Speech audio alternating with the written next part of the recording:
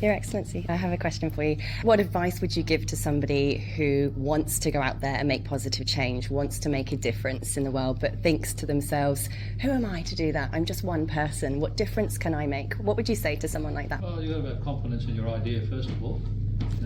Test it out with people, so go out and get people's responses, because people will help you tailor your idea. And then look for like-minded people who share that idea.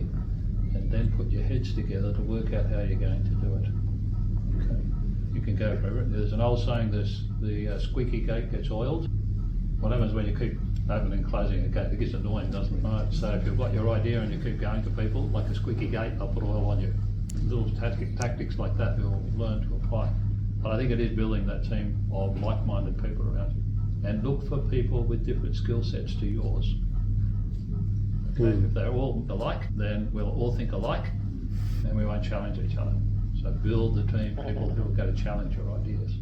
Your Excellency, we're all honoured here to be with Australia's most senior leader, and we've got Australia's future leaders here today.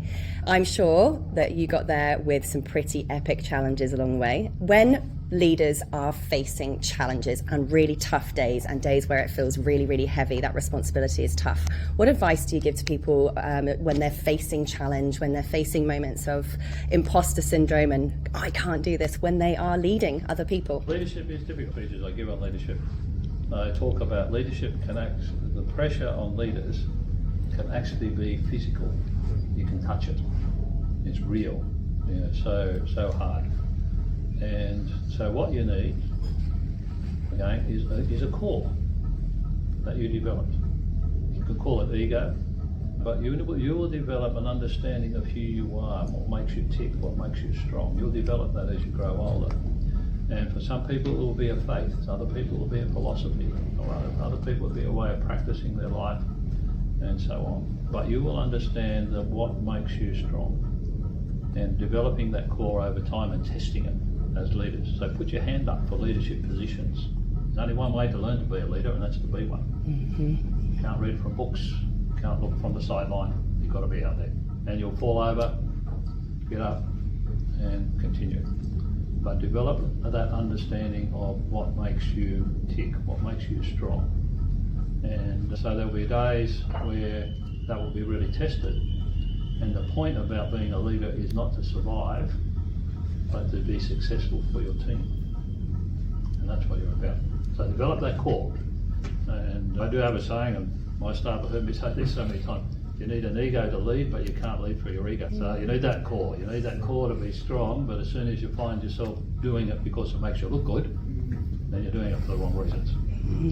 Go into the bathroom, look in the mirror, give yourself a talking to, and come back out again. Because we all grow. Now, even at my old age, you learn about leadership every day.